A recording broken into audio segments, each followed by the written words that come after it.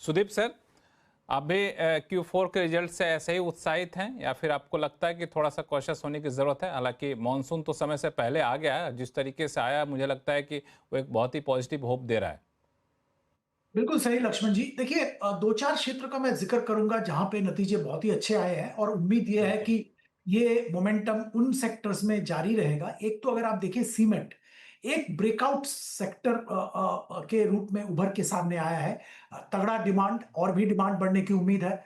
जो raw material cost और बाकी सारे कॉस्ट कंट्रोल में आ गया है, नीचे आ रहा है कंटिन्यूअसली। शायद कोकिंग कोल का कॉस्ट आगे चल के थोड़ा बढ़ भी सकता है, पर एक बहुत ही अच्छा पोजीशन में सीमेंट इंडस्ट्री आ गया है और प्राइसिंग पावर लग रहा है कि सीमेंट इंडस्ट्री के पास होगा। विद कंसीडरिंग कि कैपिटल एक्सपेंडिचर सरकार की तरफ से 11 लाख करोड़ का ऐलान है साल के लिए, तो कंस्ट्रक्शन इंफ्रास्ट्रक्चर में जबरदस्त स्पेंडिंग होगा जिसमें सीमेंट सीमेंट का डिमांड तगड़ा रहेगा। तो सीमेंट एक सेक्टर सामने बहुत अच्छा आया है। दूसरा एक सेक्टर का मैं जिक्र करना चाहूंगा जहां पे भी आप कह सकते हैं ग्रीन शूट्स या पहला संकेत दिख रहा है रिकवरी का, वो है chemical, specialty chemical, agrochemical, fertilizer. ये क्षेत्र it was a bombed out sector जो कहते हैं वो था, पर अभी सामने साफ दिख रहा है कि यहाँ पे एक बॉटम शायद रीच हो गया है और रिकवरी चालू हो गया है। तो ये भी बहुत ही पॉजिटिव है। हाँ, प्रॉब्लम एफएमसीजी में है, प्रॉब्लम आईटी में है, और यहाँ पे एफएमसीजी, कंज्यूमर ड्यूरेबल, ऑटो, सब जगह में दिख रहा है कि कंजम्पशन डिमांड में थोड़ा दबाव आया है। डिमांड में थोड़ा दबाव आया है, particularly urban demand. Rural demand तो भी थोड़ा बहुत इंप्रूव किया है, पर अर्बन डिमांड में प्रॉब्लम है। आप कॉलगेट के नतीजे देख लीजिए, किसी भी एफएमसीजी के नतीजे आप देख लीजिए, ये साफ सामने आ रहा है। अब उम्मीद ये है कि आने वाले क्वार्टर्स में ये डिमांड पिकअप करेगा, और जैसे आपने जिक्र किया, मॉनसून का बहुत पॉजिटिव फोरकास्ट है। वैसे हम देख भी रहे हैं मॉनसून शायद टाइम से पहले आ जाएगा इस बार। तो अगर मॉनसून ठीक ठाक रहा और इसका डिस्ट्रीब्यूशन भी ठीक ठाक रहा, देखिए क्वांटम भी इंपॉर्टेंट होता है, डिस्ट्रीब्यूशन भी इंपॉर्टेंट होता है। अगर मॉनसून का डिस्ट्रीब्यूशन भी ठीक ठाक रहा, तो मुझे लगता है कि आने वाले क्वार्टर्स में बेहतरीन नतीजे एफएमसीजी और कंज्यूमर ड्यूरेबल, ऑटो, ये सारे सेक्टर से देखने को मिलेगा, पर्टिकुलरली टू व्हीलर्स वगैरह जहां पे डायरेक्ट लिंकेज है।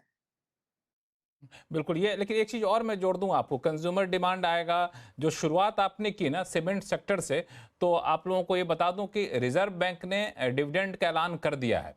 ये 2.69 लाख करोड़ रुपए रिजर्व बैंक डिविडेंड देगा, और पिछले साल के मुकाबले 27% ज़्यादा है। मुझे लगता है कि उम्मीद से ज़्यादा बेहतर पैसा सरकार के पास आ रहा है। और ये पिछले साल आपने देखा और 2.1 लाख करोड़ था, उससे पहले तो बहुत कम था, 87,000 करोड़ का आसपास था। और इसके लिए आरबीआई ने अपना जो सीआरबी होता है, कंटीजेंट रिस्क बफर, इसको भी बढ़ा दिया, 7.5% कर दिया है। तो जब सरकार के पास पैसा इतना ज़्यादा आएगा, तो मुझे लगता है कि इसका असर आपको कैपेक्स पर भी देखने को मिलेगा। और जब कैपिटल एक्सपेंडिचर सरकार अपनी क्षमता बढ़ाने के लिए खर्च करेगी, तो वो भी बाजार में एक डिमांड क्रिएट करेगा। सुनील साहब, आप कैसे देख रहे हैं इस फैसले को रिजर्व बैंक के? इसके तीन चार गुण होते हैं। एक है फिस्कल डेफिसिट के ऊपर, क्योंकि ये इनकम आके इस साल की बैलेंस शीट को ठीक करेगा। तो जो भी उन्होंने फोरकास्ट दिया है फिस्कल डेफिसिट का, वो मीट करने में आसान होगा, क्योंकि ओवरऑल डिविडेंड उन्होंने खाली 2.75 टू 3 लाख करोड़ ही प्रोजेक्ट किया था, उसमें खाली आरबीआई ने 2.7 दे दिया है। तो बाकी पीएसयू कंपनी का डिविडेंड आकर डेफिनेटली उसको एक्सीड करेंगे, नंबर वन। तो ये फिस्कल के लिए पॉजिटिव है। सेकंड, जो आपने कहा कैपेक्स के लिए जरूर पॉजिटिव है, मगर मोर इंपॉर्टेंटली बैंकिंग सिस्टम के लिए, क्योंकि ये खर्चा जब गवर्नमेंट करती है, चाहे वो कैपेक्स में हो या कंजम्पशन में हो, वो बैंकिंग सिस्टम के थ्रू फ्लो होती है। तो जब आरबीआई रेट कट करती है, तो लिक्विडिटी बहुत इंपॉर्टेंट होती है, नहीं तो ट्रांसमिट नहीं होता है रेट कट। तो ये फैक्टर लिक्विडिटी, अपनी जो इंटरेस्ट रेट का जो भी कट एक्सपेक्ट कर रहे हैं, उसको ट्रांसमिट करने में बहुत काम आएगा, और इसका बेनिफिट आपको सीधे कंजम्पशन में दिख सकता है, क्योंकि ईएमआई, हाउसिंग लोन या ऑटो लोन या पर्सनल लोन के ईएमआई घटेंगे, तो नेचुरली लोग भी अपने जो भी एक बड़ा चीज, बड़े घर, बड़ी गाड़ियां खरीदने की इसमें जाएंगे आगे। तो इसका मल्टीप्लायर इफेक्ट मैं समझता हूँ कि बहुत अच्छा होगा। बिल्कुल, आपके मुंह में घी शक्कर हो, ईएमआई घटे, ब्याज दरें घटे, लोग ढेर सारे सामान खरीदे, कंज्यूमर ड्यूरेबल्स खरीदे। पराग ठक्कर साहब, सुनील जी तो बात को बहुत दूर तक लेके चले गए डिविडेंड ज़्यादा मिलने की खुशी में। आप कैसे देखते हैं आरबीआई की तरफ से डिविडेंड का फैसला, 2.69 लाख करोड़ रुपए, और साथ ही साथ सीआरबी को बढ़ा दिया, ये अपने आप ये भी बड़ी खबर है। नहीं, मैं सुनील जी से 100% सहमत हूँ कि ये मैंने जैसे कहा कि इंडिया का मैक्रो इतना अच्छा है जिसकी कोई लिमिट नहीं है, और हर महीने 2,37,000 करोड़ जीएसटी कलेक्शन प्लस ये 2,70,000 करोड़ का एक बार डिविडेंड का ऐलान, तो बेसिकली गवर्नमेंट के हाथ में काफी पैसा है स्पेंड करने के लिए। और रेट कट भी हो रही है साथ साथ में। और जैसे कि सुनील जी ने बहुत राइटली बताया, बैंकिंग लिक्विडिटी अगर बढ़ गई और फिर रेट कट होता है, तब वो रेट कट ट्रांसमिट होता है सिस्टम में। तो इंटरेस्ट रेट कटेंगे तो definitely this is going to be a good demand booster in the second half after monsoon ends, and hopefully monsoon is good. तो मेरे हिसाब से ऑटो की वगैरह की डिमांड सेकेंड हाफ में बढ़ सकती है। रियल एस्टेट में भी शायद बढ़ सकती है, बिकॉज रियल एस्टेट ऐसा सेक्टर है जो सबसे, घर खरीदने के लिए आदमी को सबसे बड़ी लोन चाहिए, तो वहां पे ईएमआई सबसे ज्यादा मैटर करता है। तो मेरे हिसाब से इसीलिए मैं बोल रहा हूँ कि इंडिया की जो मैक्रो है वो तो उसका कोई कंपैरिजन ही नहीं है। बट मेरा सिर्फ यही कंसर्न है कि अभी, और जैसे कि सुदीप जैन ने बोला कि अभी के अर्निंग्स काफी म्यूटेड है, बेस काफी बड़ा बन चुका है। जैसे अब हिंदुस्तान लीवर जैसी कंपनी हो या कोलगेट जैसी कंपनी हो या सन फार्मा जैसी कंपनी हो, इतनी बड़ी कंपनी हो, तो आपका बेस भी बहुत बढ़ गया है। तो यहां से इतना बड़ा ग्रोथ कर पाना आज के उनके पीई को जस्टिफाई करने के लिए वो थोड़ा सा डिफिकल्ट हो रहा है। यहां से इंडिया में 100% इंप्रूवमेंट आ सकता है अगर ग्लोबली चीजें बहुत ज्यादा नहीं बिगड़ती है तो ग्लोबली ग्लोबली चीजें बहुत चीज। ज्यादा नहीं बिगड़ते, एक तरीके से आप थोड़ा सा हेज करके चल रहे हैं। जाहिर सी बात है, पैसा लोग लगा रहे हैं तो रिस्क कहाँ, ये भी देखना चाहिए। जसप्रीत जी, इस पे जो अभी सुनील जी ने कहा और पराग साहब ने कहा, दो बातें मुझे निकल कर आ रही है। क्योंकि आरबीआई एक बड़ा डेवलपमेंट हुआ है, बहुत दिन से लोग इसका इंतजार कर रहे थे। एक, कैपेक्स बढ़ेगा तो फिस्कल डेफिसिट का दबाव कम होगा और सरकार खर्च करेगी। दूसरा, बैंकिंग सिस्टम में लिक्विडिटी ज़्यादा आएगी।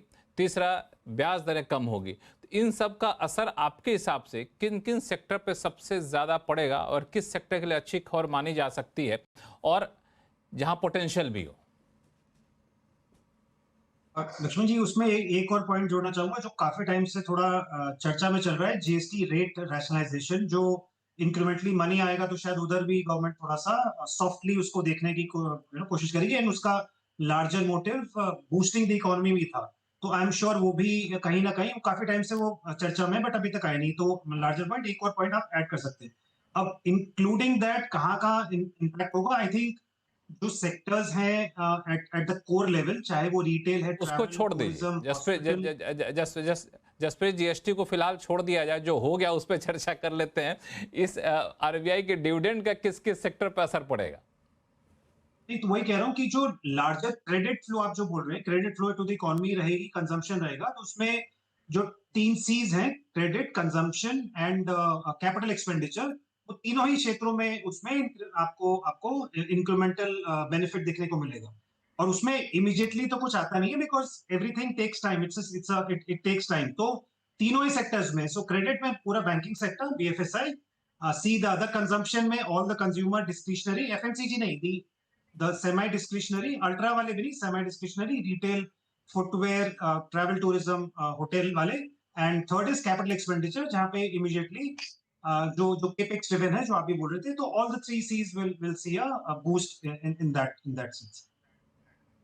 मयूरेश जोशी साहब, ये फैक्टर तो है ही, बाकी ओवरऑल आपको मार्केट के स्ट्रक्चर को देखकर क्या लग रहा है कि अगर सेक्टोरल लोग कुछ पिक करना चाहें तो किस सेक्टर पर सबसे ज्यादा फोकस करना चाहिए? लक्ष्मण जी, हमारे अनुमान में आई थिंक जो हम रेटिंग रैंकिंग्स देखते हैं और जो हम डेटा एनालाइज कर रहे हैं काफी वर्षों का, काफी दशकों का, हमें लगता है I think from immediate near term perspective, यानी अगले 3 या 4 तिमाही की बात करूं, तो जो डोमेस्टिक ओरिएंटेड थीम्स हैं, I think they should continue doing well. यहाँ पे जैसे पराग जी ने कहा, सुनील जी ने कहा, सुदीप भाई ने कहा और जसप्रीत भाई ने कहा, I feel the same as well. I think credit, consumption and capex, I think ये जो 3 C's है, I think they should dominate, and these are expected to get dominated for various reasons. पहले I think government capex काफी तगड़े रहने की उम्मीद है, जिसके वजह से इंफ्रास्ट्रक्चर स्ट्रोक मैन्युफैक्चरिंग ग्रोथ काफी तगड़ी रह सकती है। और इसलिए मुझे लगता है चुनिंदा इंफ्रा और मैन्युफैक्चरिंग कंपनीज जहां पे गवर्नमेंट केपेक्स का सपोर्ट रहेगा, ये काफी अच्छा रह सकता है। At some point of time I think the expectation now is that private capex जो लैग कर रहा है इकोनॉमी में, that should start coming back. और अगर प्राइवेट केपेक्स वापस आता है तो कहीं ना कहीं एक इंक्रीमेंटल डबल बूस्टर डोज मिल जाएगा इंफ्रास्ट्रक्चर स्ट्रोक कैपिटल कंपनीज को। कंजम्पशन एक बहुत ब्रॉड बेस्ड थीम है लक्ष्मण जी मेरे हिसाब से, क्योंकि anything and everything can get included in consumption. अब आइसक्रीम खाने तक, फुटवेयर लेने तक, सिनेमा घर जाने तक, I think anything can probably get classified as consumption.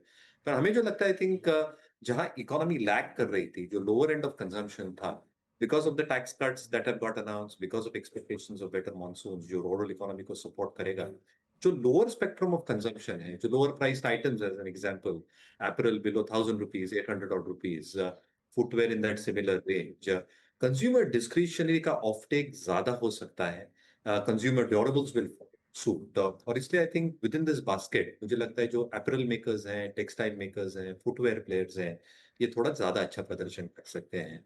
Because rural will do well as well. कहीं ना कहीं I think agrochemicals as a space might actually continue doing well, क्योंकि with better monsoons, crop output अच्छा रह सकता है, not just for the kharif season, but upcoming rabi season as well.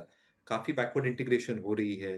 An entire China plus one, specifically in terms of a lot of export-oriented themes. अगर वो textile हुए या जैसे सुदीप भाई ने कहा, in terms of very very niche plays when it comes to specialty chemicals. I think ये sectors थोड़े बेहतर कर सकते हैं, क्योंकि यहाँ पे जो अर्निंग्स सेलियंसी रह सकती है, top line growth, better margin performance and expected bottom line growth which should improve significantly, एक जो टॉप डाउन होगा in terms of earnings pedigree, ये शायद अच्छा रह सकता है चुनिंदा सेक्टर्स और leadership stock with in this sectors. हालांकि इसमें एक लाइन और भी जोड़ देना चाहिए हम लोग को, जो ट्रम्प प्रूफ सेक्टर है उस पर ज़्यादा फोकस रखें फिलहाल, जब तक कि ट्रम्प साहब के सारे पिटारे यहाँ पे खुल नहीं जाते। ये एक टेंशन हमेशा बनी रहती है। सुदीप सर, इसमें एक चीज़ और मैं जोड़ूं कि थोड़ा सा आगे बढ़ा जाए तो सेक्टर की तो बात की हमारे बाकी साथियों ने, अगर हम कैप के हिसाब से जाएं तो जो रिजल्ट आए हैं हम लोग देख रहे थे कि मिड कैप के रिजल्ट ठीक ठाक ही हैं, मतलब बुरे नहीं हैं लेकिन ठीक ठाक ही हैं। और जो आप देखें जिस तरीके से रिबाउंड आया है, तो मिड कैप में भी रिबाउंड आया है, लेकिन वैल्यूएशन के हिसाब से मिड कैप महंगे हो गए हैं, लार्ज कैप अभी भी थोड़े सस्ते हैं। आपका कहाँ फोकस रहना चाहिए आपके हिसाब से? देखिए, मेरा फोकस लक्ष्मण जी वो ट्रम्प प्रूफ सेक्टर में ही है, और ट्रम्प प्रूफ सेक्टर का सेक्टर में पहला सेक्टर तो सीमेंट है। वापस मैं सीमेंट पे आ गया। देखिए, सीमेंट ऐसा सेक्टर है कि आप एक्सपोर्ट नहीं कर सकते हो, ज्यादा दूर तक ट्रांसपोर्ट भी नहीं कर सकते हो। सो ये बिल्कुल ट्रम्प प्रूफ सेक्टर है और ये डोमेस्टिक इकोनॉमी के साथ पूरा जुड़ा हुआ है, और सरकार का कैपिटल एक्सपेंडिचर बढ़ेगा, रियल एस्टेट, हाउसिंग, आप किसी भी एरिया देख लो जो एक्टिविटी चल रहा है उसमें सीमेंट का रोल बहुत बड़ा है। और हालांकि मानसून के समय में आमतौर पे सीमेंट की डिमांड थोड़ी सी कम हो जाती है, क्योंकि इंफ्रा प्रोजेक्ट वगैरह थोड़ा सा रुक जाते हैं। शॉर्ट टर्म में थोड़ा सा ये एक दो कंसर्न। तीन महीने की बात है, 2-3 महीने की बात है, उसको आप इग्नोर करिए। हम 1 साल की बात कर रहे हैं कि ट्रम्प प्रूफ अगर करना है तो आपको 1 साल के लिए करना है, तो सीमेंट में जरूर ध्यान देना चाहिए। दूसरा मैं कहूंगा कि जो ईपीसी, कंस्ट्रक्शन, इंफ्रास्ट्रक्चर, इसमें जो काम कर रहे हैं वो दिग्गज कंपनीज इंडिया में, यहाँ पे भी ध्यान देना चाहिए। ये भी ट्रम्प प्रूफ सेक्टर है एक तरह से। तीसरा मैं कहूंगा आप ध्यान दीजिए पावर पे। डोमेस्टिक पावर सेक्टर में एक रेवोल्यूशन तो मैं नहीं कहूंगा, बट बहुत बड़ा स्ट्रक्चरल चेंज हो रहा है, और ये स्ट्रक्चरल चेंज अगला 5-10 साल चलेगा। और ये 5-10 साल में सेक्टर के, अगर आप पावर जनरेटिंग कंपनीज लीजिए, ट्रांसमिशन कंपनीज लीजिए, डिस्ट्रीब्यूशन कंपनीज लीजिए, और पावर फाइनेंशियर्स लीजिए, एंसिलरी लीजिए, हर जगह पे बहुत जबरदस्त ग्रोथ आएगा। और वैल्यूएशन इसमें कौन सा पावर, ट्रेडिशनल पावर कि रिन्यूएबल पावर? दोनों में अगर आप एनटीपीसी की अगर बात करें तो देखिए 30 गीगावाट पावर कैपेसिटी वो डाल रहा है, उसमें दोनों है। आप अदानी पावर को देखिए कितना डाल रहा है, टाटा पावर देखिए कितना गीगावाट डाल रहा है, और दोनों का मिक्स है। हर पावर प्लेयर दोनों का मिक्स करके डाल रहे हैं, और देखिए पावर डिमांड बढ़ रहा है, और ये डिमांड दोनों साइड से मीट हो रहा है। तो मुझे लगता है कि दोनों सेगमेंट में, ग्रीन एनर्जी और ट्रेडिशनल एनर्जी, दोनों साइड में आप एक चीज देख लीजिए ना, बॉयलर का ऑर्डर, बीएचईएल का भर भर के बॉयलर के ऑर्डर मिल रहे हैं, जो कि कुछ साल पहले हम लोग सोचते थे कि ट्रेडिशनल पावर खत्म हो गया, अब सारा ग्रीन एनर्जी होगा। अब बॉयलर तो थर्मल पावर में लगता है, अब थर्मल पावर का इतना डिमांड बढ़ रहा है, नए नए ऑर्डर्स आ रहे हैं। तो मैं ये कह रहा हूं कि ये भी ट्रम्प प्रूफ सेक्टर है। तो एक 3 सेक्टर का मैंने जिक्र किया जो मुझे लगता है बिल्कुल ट्रम्प प्रूफ है, और बहुत अच्छा अपॉर्चुनिटी इसमें बन रहा है। एक तो सीमेंट, कंस्ट्रक्शन, इंफ्रास्ट्रक्चर और पावर, ये तीनों सेक्टर में एक और सेक्टर है जी एक और सेक्टर है जिस पे काफी चर्चा चल रही थी, लेकिन अब लोग कह रहे हैं अब तो हाथ से निकल गया जी, पराग ठक्कर साहब, वो है डिफेंस सेक्टर। देखिए मैं मेरे पोर्टफोलियोज की बात नहीं करूंगा, लेकिन मेरा ये मानना है कि जब भी कोई सेक्टर में यूफोरिया बनता है तो एक इन्वेस्टर्स को, अगर वो 10 साल के लिए इन्वेस्ट नहीं कर रहा है, अगर वो रिस्क एडजस्टेड रिटर्न अपने इन्वेस्टर्स को देना चाहता है, तो जब भी कोई सेक्टर में नैरेटिव बनता है और बहुत ज्यादा यूफोरिया होता है तो थोड़ा सा प्रॉफिट बुक करना अच्छा होता है। तो मैंने तो ये एटलीस्ट किया है अपने पोर्टफोलियो में डिफेंस में। और सीमेंट में मैं एक और चीज ऐड कर पाऊंगा, मैं भी सीमेंट पे काफी बुलिश हूँ। मेरा एक और व्यू है कि अपार्ट फ्रॉम ये जो गवर्नमेंट के पास पैसा आएगा और वो कैपेक्स होगा, सबसे बड़ी चेंज जो हुई है ये इंडस्ट्री में कि दिसंबर महीने में जब सीमेंट प्राइसेस बॉटम पे थे, तब जो दो बड़े दिग्गज सीमेंट कंपनीज है उन्होंने काफी छोटी कंपनियां एक्वायर कर ली थी। तो अभी उनकी जो ये एक्विजिशन की जो चीज है वो ऑलमोस्ट खत्म हो गई है, तो ये सारे वीक प्लेयर्स निकल चुके हैं। तो अभी जो है ये इनका फोकस है प्रॉफिट पे, कैश फ्लो पे, और जो नई कैपेसिटी इन्होंने एक्वायर की उनको प्रॉफिटेबल बनाने में। राइट, तो जैसे कि अल्ट्राटेक ने अपने कॉल पे कहा कि मेरे को इंडिया सीमेंट की प्रॉफिटेबिलिटी अल्ट्राटेक के साउथ के प्लांट के हिसाब से लानी है, तो उसके लिए जो प्राइस चाहिए, तो सीमेंट में एक एक्स्ट्रा एडिशनल डेल्टा फैक्टर है कि बाकी सब सेक्टरों में क्या होता है कि आपको ऑपरेटिंग लेवरेज मिलता है अगर डिमांड बढ़ती है, तो यहाँ पे प्राइसिंग का भी एडवांटेज है, तो सीधा आपकी अर्निंग पे आएगा और सीधा कैश फ्लो बनेगा। दो स्मॉल कैप सीमेंट में स्टॉक्स के नाम नहीं लेना चाहूंगा, दो स्मॉल कैप सीमेंट कंपनियों ने लास्ट क्वार्टर में, एक कंपनी ने 800 करोड़ का डेट चुका दिया और एक कंपनी ने 400 करोड़ का डेट चुका दिया, जबकि पहले 9 महीने तो एकदम खराब था कि लास्ट ईयर तो गवर्नमेंट स्पेंडिंग खराब थी, इलेक्शन के कारण आरबीआई की लिक्विडिटी काफी टाइट थी। वो सभी फैक्टर्स अभी खुल चुके हैं, डिमांड अच्छी है, प्राइसेस बढ़ रहे हैं। तो I think I will completely agree with Sudeep ji कि cement is the best sector in my view, जहां पे आपको अर्निंग का डेल्टा सबसे ज्यादा मिलेगा।